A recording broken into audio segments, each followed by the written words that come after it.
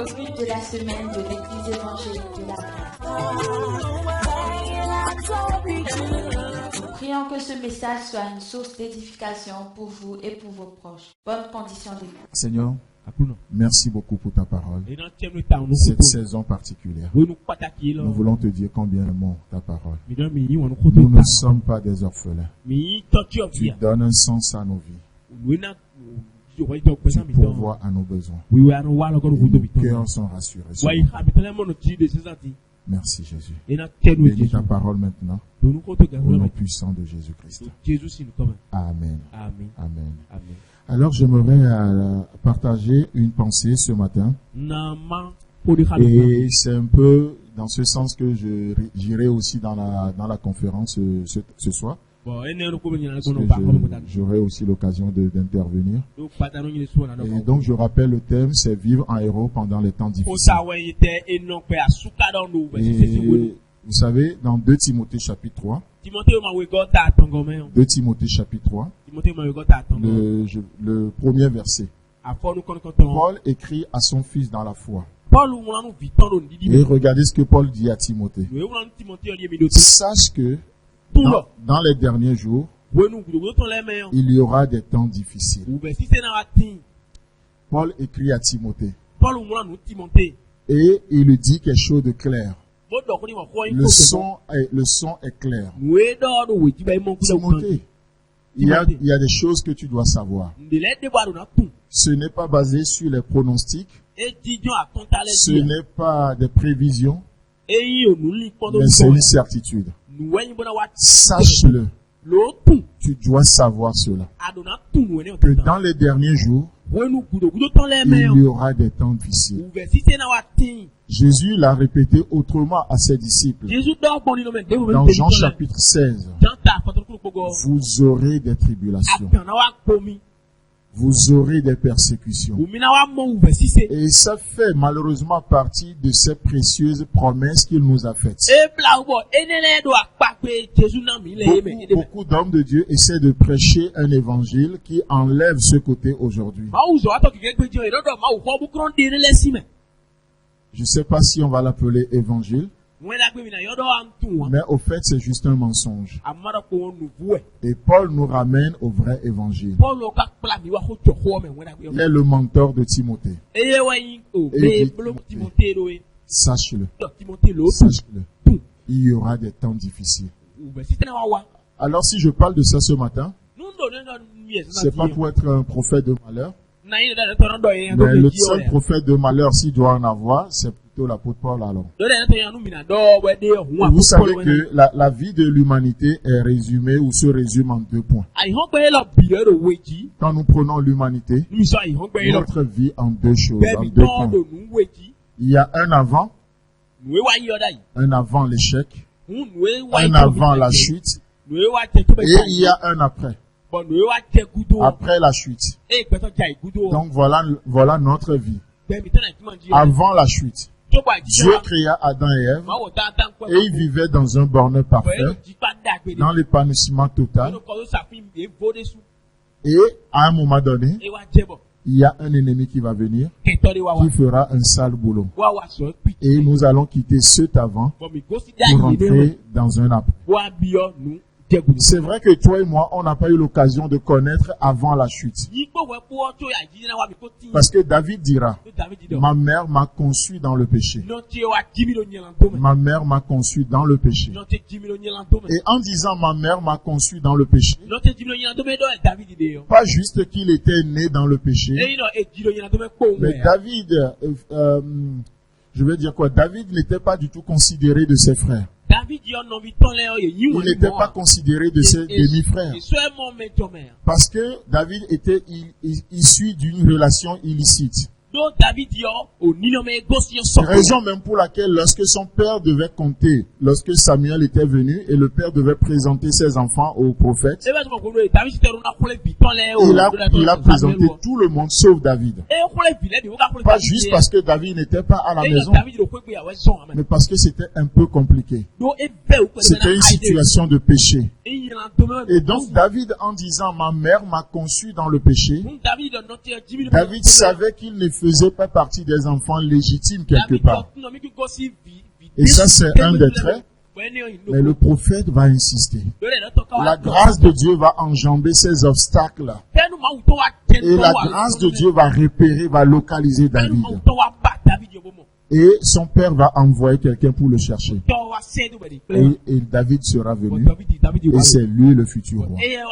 Donc toi et moi, nous sommes conçus dans le péché, dans ce sens que peut-être que vous êtes issus d'une relation illicite, ou tout simplement parce que vous êtes nés ou nous sommes nés après la chute d'Adam et Ève.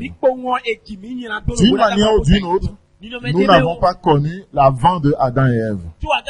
Nous sommes tous nés dans le péché. Et on n'a pas connu cet avant.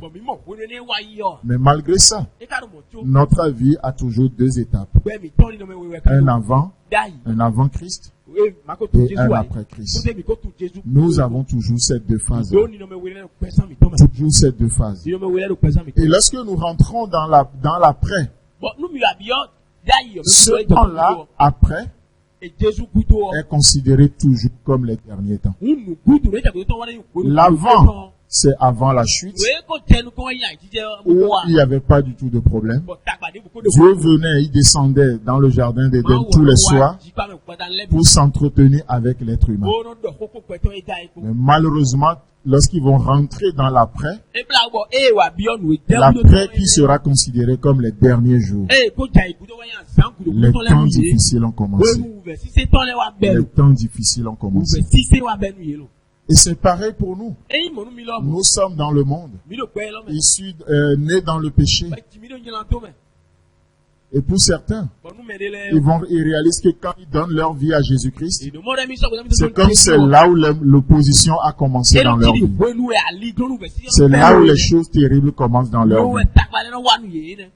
Et Paul dit à Timothée, sache que dans les derniers jours, il y aura des jours difficiles. Dans les derniers jours, il y aura des temps difficiles. Et lorsque vous étudiez le mot difficile qui est employé là-bas, c'est le même mot qui est traduit par sauvage. Et c'est le même mot que l'évangéliste Luc va utiliser dans son évangile.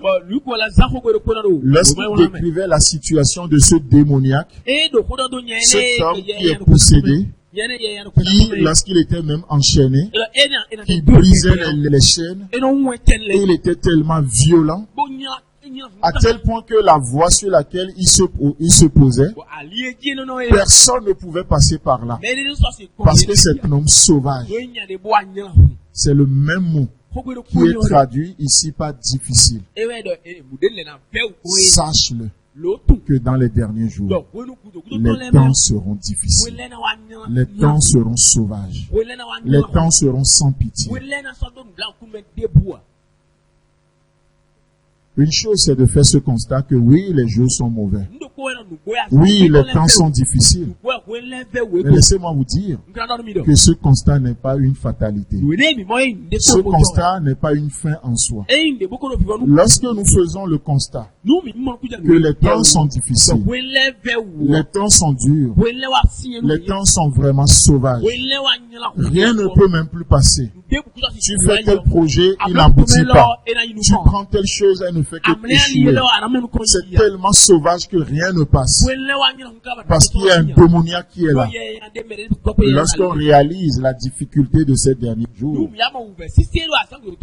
il est aussi important de se poser des questions. Qu'est-ce qui fait que les temps sont difficiles? Et dans ces temps qui sont difficiles, quelle est ma responsabilité? Quelle est ma part en tant que héros? Qu'est-ce que je peux faire? Quelle est la conduite à tenir dans ces temps difficiles? Si vous faites le constat du temps difficile et vous restez là pour vous apitoyer sur votre sort, ce n'est pas ce qui caractérise un héros. Le héros, une de ses particularités, c'est de faire face aux choses. C'est d'accepter de nager à contre-courant. Pour ceux qui aiment bien la natation, il y a toujours cette difficulté lorsque les vagues viennent dans un sens. Et vous devez aller dans le sens contraire aux vagues. Ça, vous devez déployer beaucoup d'énergie, beaucoup de force mentale, beaucoup de détermination pour pouvoir surmonter les vagues, pour pouvoir aller plus loin. C'est pourquoi l'homme qui aime la facilité, l'homme qui aime juste se laisser emporter par les vagues, a créé ce sport qu'on appelle le surf. C'est pas en Afrique. Donc je ne vais pas blesser. Est-ce que ça se pratique en Afrique? J'ai jamais vu ça en Afrique. Ah ouais? Donc ce sport, qu'est-ce que c'est? Vous avez votre planche, mais vous nagez quand même, vous allez au fond de la mer et vous guettez les vagues. Lorsque la vague vient, vous cherchez la vague qui est vraiment plus forte. Et vous montez sur votre planche et vous vous laissez emporter par la vague qui vient. Et c'est là où vous surfez, et c'est vraiment beau à voir. On se laisse emporter par les vagues. Mais Dieu n'a pas inventé ce sport. Dieu, lui, nous demande de nager plutôt à compte courant. Les vagues viennent comme ça. C'est pas le moment d'aller comme ça. Il remonte. Là, on transpire. C'est là. Il faut décider de ce qu'on vivre. Il faut s'armer du courage. Et c'est quoi? Paul dira à Timothée, parce que les temps sont difficiles. Alors Timothée, tu n'as pas reçu un esprit de timidité. Nous avons plutôt reçu un esprit de force, un esprit de courage, un esprit de sagesse, parce que nous avons une conduite à tenir dans les derniers jours. Nous n'avons pas à nous faire écraser par les temps difficiles. Nous avons une conduite à nous tenir. Sache que dans les derniers jours, il y aura des temps difficiles. Pourquoi il y aura des temps difficiles? Parce que le diable deviendra de plus en plus fort dans les derniers temps. C'est toujours le même diable avec ses plans. Non, le diable ne gagne pas en force. Il ne gagne pas en force. Mais qu'est-ce qui fait que dans les derniers jours, les temps seront plus difficiles? C'est bien de diagnostiquer les choses. Et Paul va expliquer cela à Timothée. Et regardez la suite de ce verset. Plutôt la suite de ce passage. Il dit, dans les derniers jours, il y aura les temps difficiles. Parce que les hommes seront égoïstes, amis de l'argent, fanfarons, hautains, blasphémateurs, rebelles à leurs parents, ingrats, irréligieux, insensibles, déloyaux, calomniateurs, cruels, ennemis des gens de bien, traîtres, emportés, enflés d'orgueil, aimant le plaisir plus que Dieu, ayant l'apparence de la piété, mais reniant ce qui en fait la force. En 4 versets, Paul va énumérer 20 caractéristiques de l'homme. 20 caractéristiques du cœur de l'homme. Paul n'a même pas parlé du diable. Il n'a même pas parlé des démons. Paul dit dans les derniers jours, les temps seront difficiles parce que le cœur de l'homme a changé. Le cœur de l'homme n'est plus le même. Parce que le cœur de l'homme va de mal en pire. Notre monde va de mal en pire. Le problème, ce n'est pas le diable. Le problème, souvent, ce n'est pas les démons. Parce que eux, ils sont sous nos pieds. Le diable, c'est un ennemi vaincu. Nous avons triomphé de lui. C'est pourquoi la Bible nous dit, résistez-le avec une foi ferme. Et le diable, c'est un peureux. Et il fuira loin de vous. Lui, il a reçu un esprit de peur. Lui, il a reçu un esprit de fuite. Nous avons reçu un esprit de courage, un esprit de force. Est-ce que quelqu'un m'entend ce matin? Est-ce que quelqu'un peut me dire amen à ces paroles? Parce que c'est la pensée de Dieu. Parce que c'est le cœur de Dieu. Dans les derniers jours, les temps ne sont pas difficiles parce que le diable est plus fort que vous. Dans les derniers jours, Les temps ne sont pas difficiles parce que le diable est plus fort que nous, parce que les démons sont plus forts que nous. Non, parce que nos cœurs ont changé, parce que notre cœur a changé, parce que l'homme a changé, parce que l'homme a changé. C'est ça notre problème. C'est ça. C'est pourquoi l'auteur de ce proverbe va dire: mon fils, donne-moi ton cœur. Mon fils, donne-moi ton cœur. Je te donnerai un cœur nouveau. Nous utilisons souvent ce verset à l'évangélisation pour parler aux païens. Mais Dieu qui parle dans ce verset, Dieu parle à ses enfants. Dieu ne parle pas aux païens. Dieu parle à ses enfants que nous sommes. Dieu dit: mon fils, au cas où ton cœur aurait changé, au cas où tu auras perdu la vision, au cas où tu auras perdu le pourquoi tu es là sur la terre, au cas où ton cœur serait endurci, mon fils, donne-moi ton cœur. Parce que tu n'es plus. Tu as perdu ton premier amour. Tu as perdu le but pour lequel tu es sur la terre. De plus en plus, tu ne fais que vivre pour toi. Tu ne fais que vivre pour un but éphémère. Tu te laisses trop emporter par des choses naturelles, par des intérêts personnels. Tu as perdu l'intérêt suprême. Tu as perdu la raison d'être. Mon fils, donne-moi ton cœur. Donne-moi ton cœur. Dieu parle à ses enfants. Dieu me parle. Parce que parfois j'ai le cœur endurci. Et Dieu me dit: donne-moi ton cœur. Donne-moi ce cœur de pierre. Je te donnerai un cœur de chair. Donne-moi ce cœur endurci. Je te donnerai un cœur adouci. Donne-moi ce cœur légaliste. Je te donnerai un cœur de grâce. Donne-moi ce cœur de propre justice qui n'est qu'un vêtement souillé. Je te donnerai un cœur pur pour que tu puisses me voir au quotidien. Pour que tu puisses me voir au quotidien. Donne-moi ton cœur, mon fils. Dieu parle à des héros. Il faut être un héros pour accepter de donner à Dieu ce cœur-là. Parce que ce cœur, quelque part, étant donné que nous sommes encore dans la chair, ce cœur parfois nous procure certains avantages. Pensons à cette femme, à cette dame possédée, que ce magicien utilisait pour gagner sa vie. Et c'est le démon, cet esprit de Python tourmentait cette dame. Et ça fait que cette dame, lorsque son patron reçoit les gens, ce patron peut prophétiser. Il peut te dire même ton passé.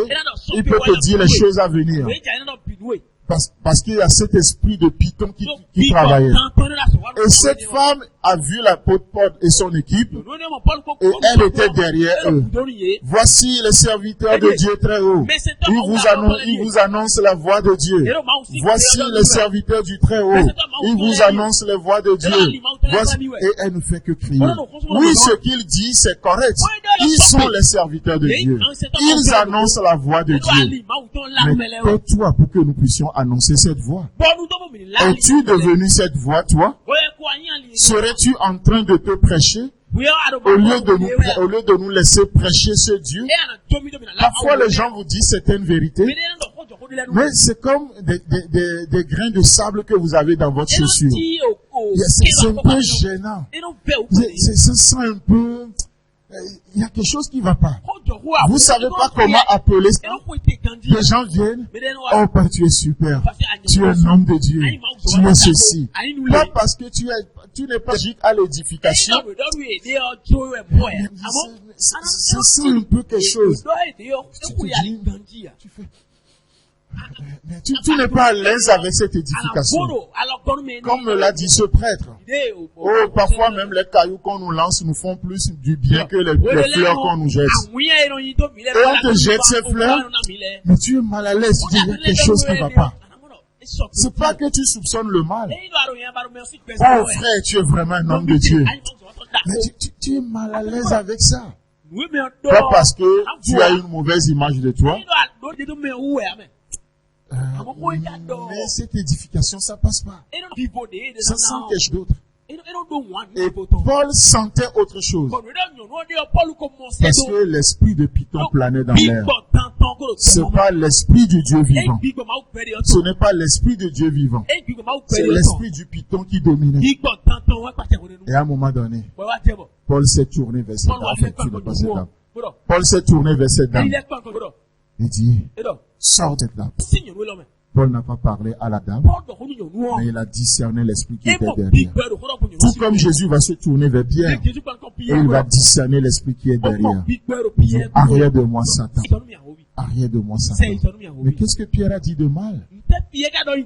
Un ami qui veut délivrer son ami d'une pensée suicidaire. Jésus, je dois mourir, je dirai à la croix. Et Pierre dit, non mais attends Jésus, tu as une pensée suicidaire là. Depuis quand tu primes, tu n'iras pas à la croix. Tant que moi, Pierre, je serai là. Et Jésus dit, mais arrête de moi, Satan. Je n'aimerais pas être à la place de Pierre.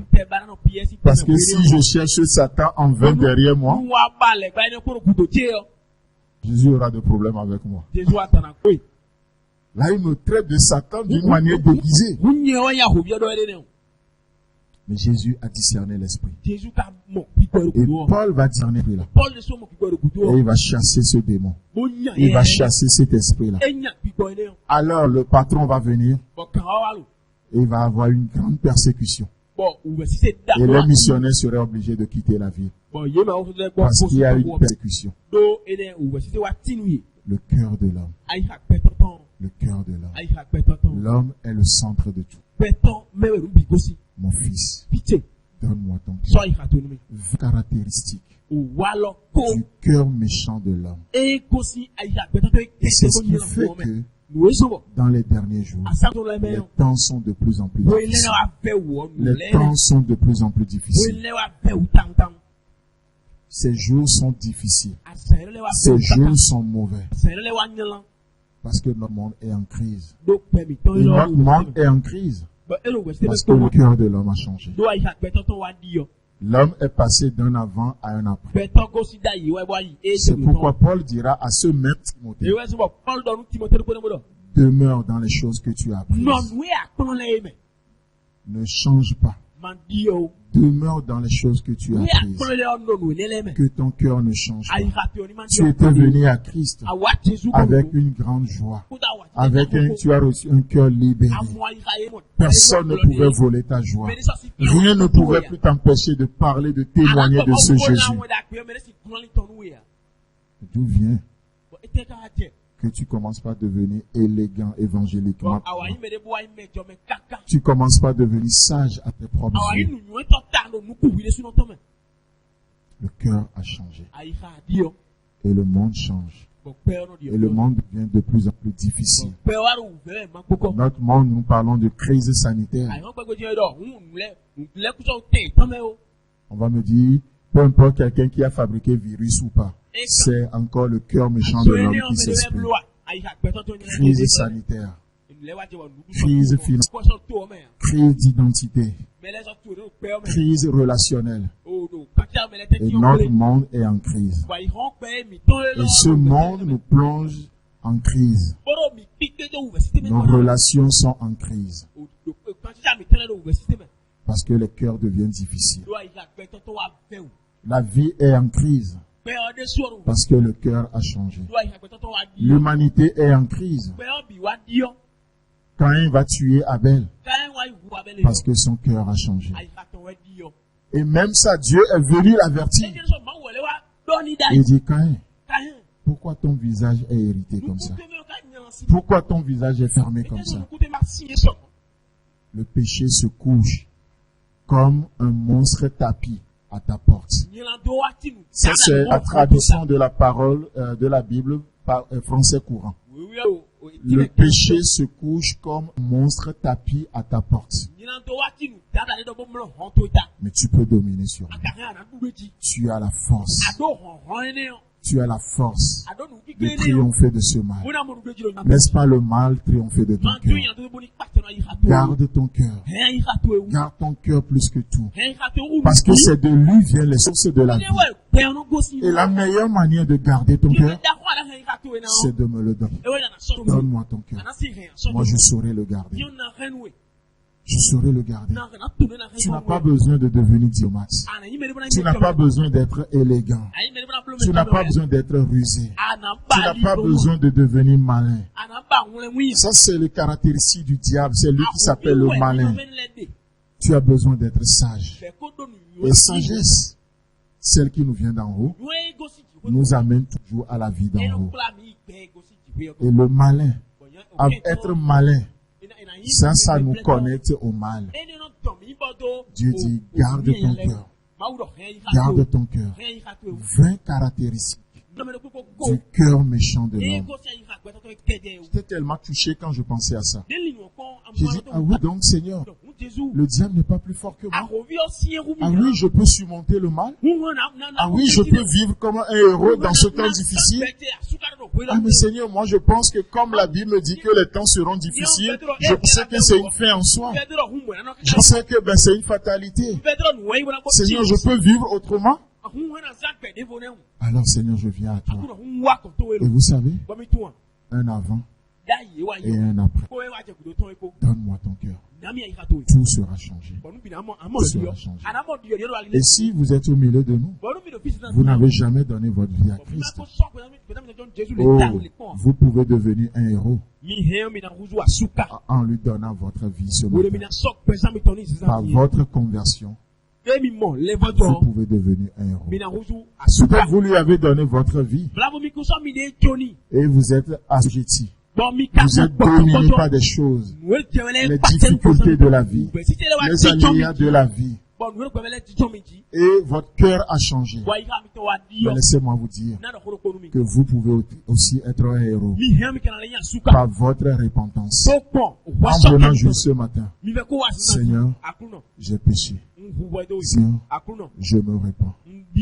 Tu es un héros. Tu es un héros. En prenant cette décision ce matin, tu peux devenir un héros. Tu peux expérimenter cette vie de héros. Ou en donnant ta vie à Jésus, si tu ne l'as pas fait, tu peux être inscrit dans les annales des héros. Les héros de la foi. Rien n'empêche Dieu de sauver au moyen d'une grande armée comme au moyen d'une petite armée. C'est lui qui donne la victoire. Amen. Et ce matin, le Seigneur veut donner la victoire à quelqu'un. Le Seigneur veut faire de quelqu'un un conquérant. La situation présente n'est pas une fin en soi. L'échec présent n'est pas une fin en soi. Par ta conversion, tu peux devenir un héros. Et par ta repentance, tu peux devenir un héros. Dieu nous offre toujours une porte de sortie. Avec Dieu, il n'y a pas de fatalité dans la vie. Donne-moi ton cœur. Donne-moi ton cœur. Et une des caractéristiques qui m'a beaucoup touché, peut-être une autre occasion, on en parlera. Il est dit que les hommes seront égoïstes, mais amis de l'argent. Vous savez, en tout temps, Dieu a cherché des amis. Il a trouvé Abraham. Il a trouvé Moïse. Et ces gens sont appelés amis de Dieu. Jésus-Christ est venu sur la terre. Il a choisi les disciples. Il a investi en eux. Et dans Jean chapitre 15, parce qu'il leur a fait connaître tout, Jésus se retourne vers ses disciples et il leur dit, je ne vous appelle plus des serviteurs, je vous appelle mes amis, parce que je vous ai fait connaître tout. Jésus-Christ veut des amis. Il dit, je vous appelle maintenant des amis. Vous êtes passés des serviteurs au rang des amis. Mais qu'est-ce que nous voyons dans les derniers temps? Au lieu de répondre à cette relation d'amitié que Dieu veut de nous, ou que Dieu veut avoir avec nous, les gens préfèrent offrir leur amitié à l'argent.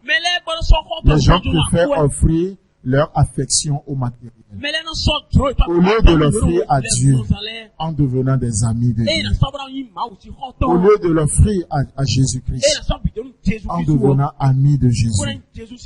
On préfère offrir cette affection à l'argent.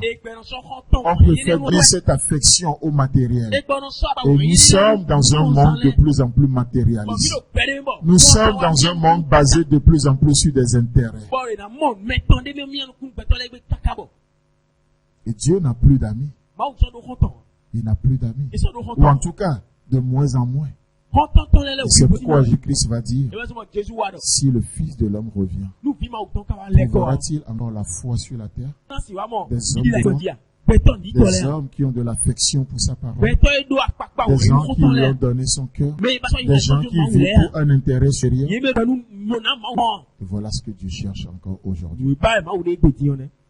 Sache que dans les derniers jours, il y aura des temps difficiles. Et ce n'est pas une fatalité. Nous avons toujours une porte de sortie. Soit par ta repentance, si tu n'es pas né de nouveau,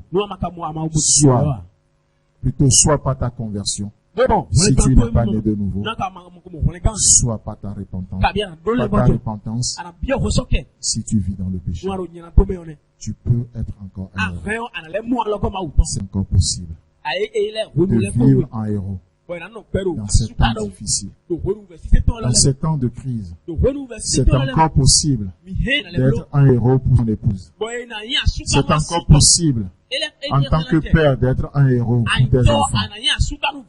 C'est encore possible d'être une héroïne dans la famille, dans l'église. C'est encore possible. Il n'est pas encore trop tard. Et ce matin, j'ai encore 5 minutes devant. J'aimerais juste qu'on se lève ensemble. On va juste aller devant le Seigneur comme des héros. Si tu n'as jamais donné ta vie à Jésus, tu peux simplement lui dire, oh, sauve-moi. Vraiment en crise, il faut vraiment être un héros pour reconnaître sa faiblesse, se tourner vers Dieu. C'est encore possible. Rien n'est encore joué. C'est encore possible. Merci Jésus. Peut-être Dieu a mis le doigt sur quelque chose. Le cœur qui a changé. Le cœur qui s'est endurci. Le cœur qui est devenu insensible. Dieu veut dynamiter ce cœur ce matin. C'est encore possible. Tu peux être encore un héros. Tu peux vivre en héros. C'est encore possible. C'est encore possible. Parfois on est trop calculateur. Parce que le monde nous dit, notre épargne, c'est notre richesse. Mais Jésus nous dit, non. Votre richesse, votre vie donnée. Votre richesse, c'est ce que vous savez donner. Et vous ne serez jamais perdant de ce que vous donnez à Dieu. Tu ne seras jamais perdant de ta vie donnée à Dieu. Tu ne seras jamais perdant de ta capacité donnée à Dieu, de ton intelligence mise au service de l'Évangile. Tu ne seras jamais perdant de ton temps que tu consacres à Dieu. Ton épargne n'est pas ta richesse. Ta vie donnée, c'est ta richesse. Toutes nos sources sont en Dieu. Ne te laisse pas endurcir. Ne laisse pas ce monde t'imposer ses principes de vie. C'est encore possible de commencer une vie nouvelle avec le Seigneur. De vivre en héros. N'accepte pas le défaite. N'accepte pas l'échec. Cette fois, le juste tombe. Cette fois, il se relève. Il faut être un héros. Il faut être brave pour se relever de l'échec.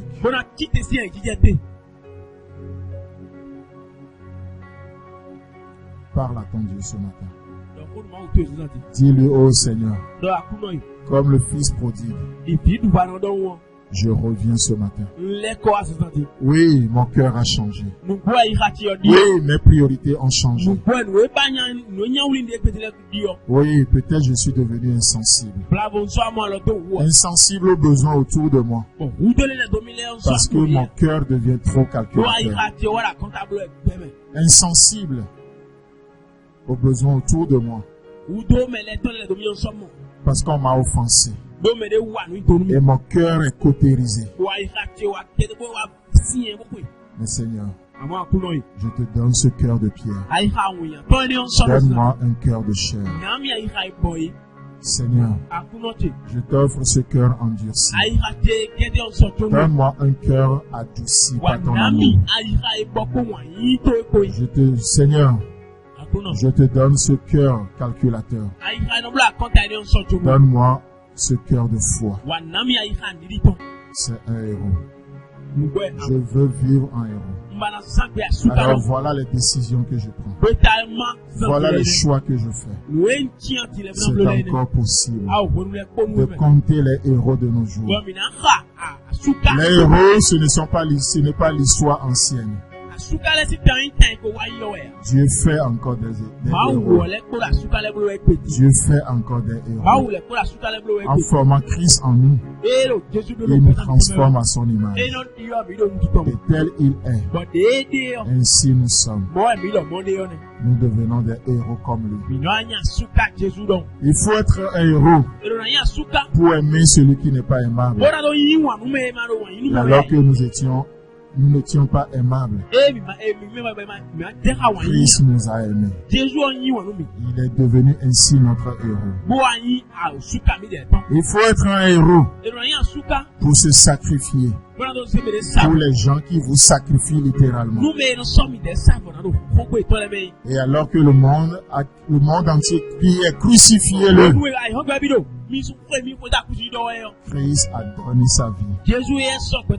C'est un héros. C'est notre héros. Il est mort pour nous.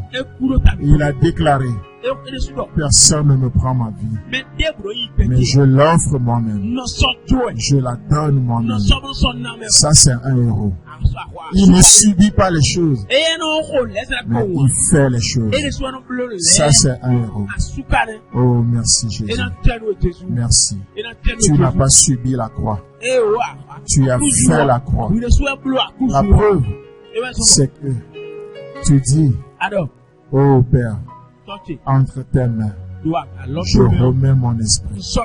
Tu n'as pas subi la mort. Tu as remis entre les mains du Père ton esprit. Ça, c'est un héros. Il est allé jusqu'au bout des choses. Il ne s'est pas laissé distraire. Le diable, par la bouche de Pierre, voulait le distraire en lui disant: tu n'iras pas à la croix. Le héros s'est discerné. Il dit: arrière de moi, Satan. Le héros a du discernement. Le héros ne combat pas comme battant l'air. Il combat le bon combat de la foi. Le héros sait qu'il n'a pas à lutter contre le sang et la chair. Mais sa lutte, c'est contre les principautés. C'est contre les esprits méchants dans les lieux célestes. Mon frère n'est pas mon ennemi. Oh, certes, il m'a offensé, mais il n'est pas mon ennemi. C'est pourquoi dans ce cœur nouveau, il y a de la place pour le pardon. Il y a de la place pour la restauration. Merci Jésus. Merci Seigneur. Donne-nous un cœur nouveau. Donne-nous un cœur nouveau. Nos cœurs saignent devant toi ce matin. Mais tu peux les penser. Tu peux les guérir. Tu peux les guérir. C'est encore possible. C'est encore possible. Alléluia. C'est encore possible. Je refuse la fatalité. C'est encore possible de te vivre. C'est encore possible de t'honorer. C'est encore possible d'avoir une vie pieuse. Oui, le monde a perdu ses valeurs. Mais moi, c'est encore possible d'être fidèle à mon épouse. C'est encore possible de vivre dans l'intégrité. C'est encore possible de faire le bon choix. C'est encore possible.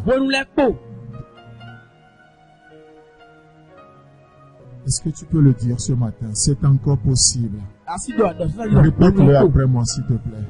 C'est encore possible. C'est encore possible de vivre Dieu. J'aimerais entendre la congrégation ce matin. C'est encore possible de vivre Dieu.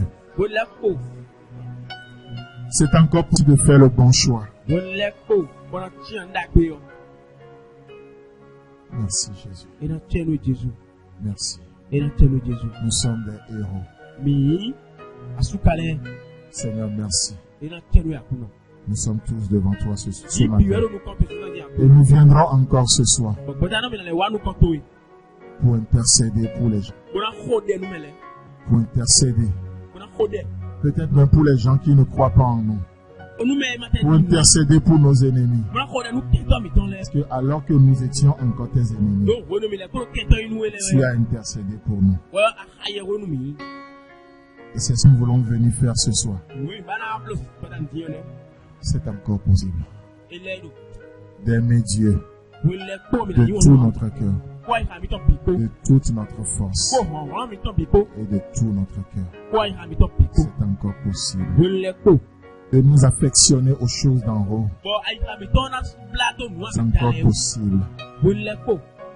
C'est encore possible d'être marié d'une seule femme. C'est encore possible. C'est encore possible d'aimer une seule femme. C'est encore possible. C'est encore possible d'éduquer ses enfants dans la crainte de Dieu. C'est encore possible de marcher dans la crainte de Dieu. Et la liste est encore longue. C'est encore possible. Père, merci beaucoup. Au nom puissant de Jésus-Christ. C'est encore possible. Amen. Amen. Amen.